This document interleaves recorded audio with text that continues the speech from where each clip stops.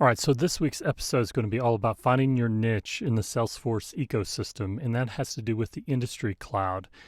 Salesforce previously acquired Vlocity, and I've got on my screen, if you're watching this on YouTube, for example, I've got Vlocity.com up. That's Vlocity.com. It was several months ago that Salesforce acquired them, and they have rebranded this solution as the Industries Cloud. And what I'm seeing is that Salesforce is making a real effort to help people to niche down into their industry. And now that Salesforce is over 20 years old, it's matured to the point of getting into specific verticals. Now, they've seen that over the span of those 20 years and seen hundreds, if not thousands, of projects around certain specific industries.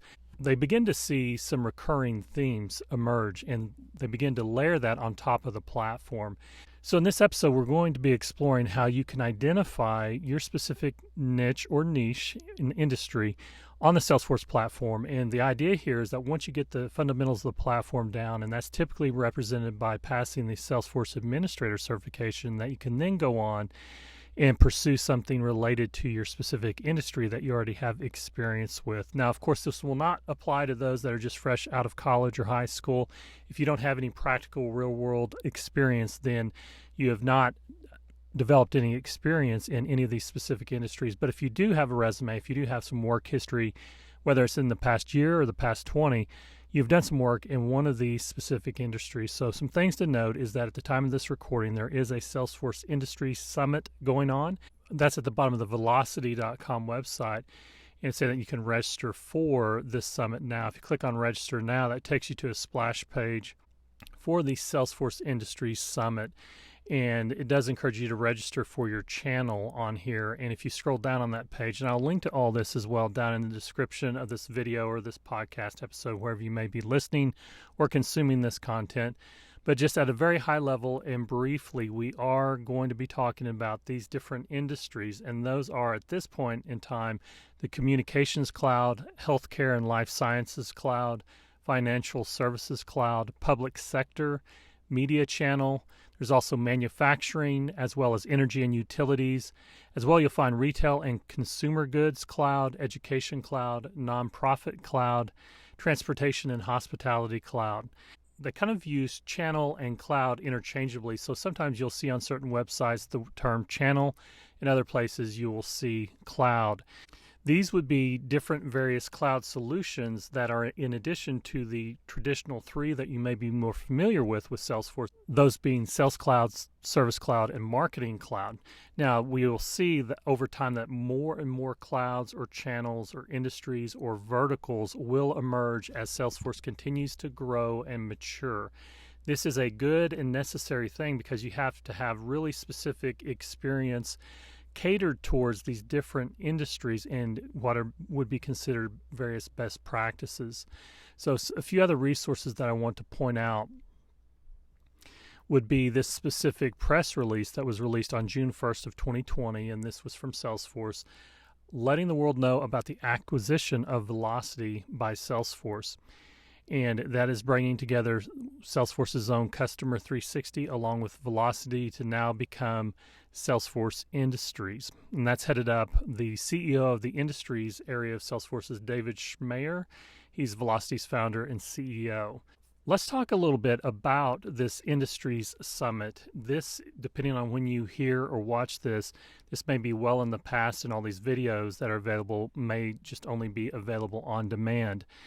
At the time of this recording, some of this stuff is happening live and some is on demand, but you can register for your channel, and clicking on one of these channels will give you the option of seeing what sessions are out there, whether they're on demand or upcoming. And for example, on my screen, I just selected Media Channel and it's all on demand. But let me go back. I know that there was one that was live just now. I think it was Energy and Utilities channel had something live going on. So let me show you what that looks like if there's something going on live. You'll see a Live Now button under the channel. If you click on that, that will take you to a live stream of whatever's being talked about in that particular channel for the Industry Summit. And you'll see different episodes here. I'm recording this on October 13th, and so there's one more upcoming session here for legacy integration at 5 p.m. Pacific. And I'm already past the contact center transformation piece. Let me click on that, and that'll show, It may still be live, but yeah, it looks like that has concluded just recently, and saying this presentation is available on demand. And so you can begin to peruse these different channels and these different sessions that were held in this particular industry summit based on what vertical or verticals you have experience with. And this will help you a few different ways I want to talk about. And that would be that, just from a very high level, just keeping in mind that Salesforce is moving more towards becoming not only a customer relationship management platform, but as well what they're terming as company management software.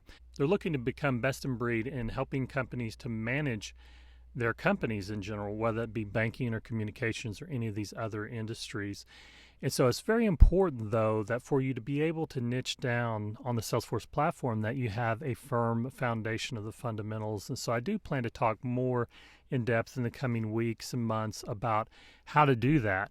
There's a lot here to take in, and it can feel overwhelming because the platform itself is growing at such a rapid clip that you can't possibly learn it all. That was true 5 or 10 years ago, but it's especially true now. As Salesforce grows into a larger and larger behemoth, it behooves you to get a firm foundation of the platform, go for the administrator certification, and then identify your niche, your industry that you tend to have the most experience in, and then go from there. And so you have that foundation. You want to build upon that foundation of the platform, experience on the platform, and also looking at your past experience in whichever industries that you have experience in. That puts you in the position of just adding a new tool to your toolbox, that being Salesforce, rather than having to also change industries. It's a lot easier to stay in the industry that you're already in because you understand the jargon and the vocabulary and already have a lot of connections in that industry potentially. And that way you're just strictly looking for new opportunities in banking or communications or consumer goods and just adding Salesforce to your toolbox. Now, why it's so important as well, in addition to those reasons, as far as staying in the industry that you're currently in, unless you're just dying to get out of an industry, if you are tired of the industry you're working in and are looking for something new, but why it's so important to stay in an industry you have experience with, is that enables you to grow where you're planted. If you're already doing the work in manufacturing or media or life sciences, there's a very good chance that the company that you work for may bring Salesforce into the fold, especially now as we are coming out of this COVID crisis and pandemic, and a lot of companies are retooling. They're retiring older systems, and they are refashioning and rebranding themselves and reimagining themselves on the Salesforce platform in favor of going to the cloud and retiring some of these antiquated systems that they've been needing to retire for years. The financial upheaval is really pushing companies forward to do this now rather than wait, because also we have a more remote workforce now than ever. Many companies have moved to remote only for the time being, at least. And in order to do that, a platform such as Salesforce can afford you to do that. So this gives you the ability to grow where you're planted, to prepare for the eventual arrival of Salesforce in your existing job if it's not already there. I do anticipate seeing that a lot more, and I'm getting ready to interview a student of mine that is a good example of growing where he was planted. I'm doing that interview tomorrow, so I'm looking forward to hearing his own journey, and I'll be able to provide more context through real-world examples of people that have done just that. They have worked Salesforce into their existing job or into their life, and that gives them real-world experience that they can put on a resume. That experience is crucial in your success in interviews as well, because you will inevitably be asked what is the most technically challenging thing that you've ever overcome on the platform. And by building things on the platform, whether that's in an existing job or in your life or your home, and just bringing that into your way of life and working on the platform, building real-world apps that you use in some context, that gives you answers to that question rather than just talking about badges that you've done on Trailhead. So I'm very excited about the Industries Cloud, and I do encourage you to check out these different verticals that are available to you and think about your own background, your own resume, your own history, and decide where you want to niche down. Now, for those of you that have not attained the Salesforce Administrator certification yet, I do want to encourage you to explore getting certified. Now, there's kind of two sides to this coin. It's important for you to be certified, but it's also important for you to have experience.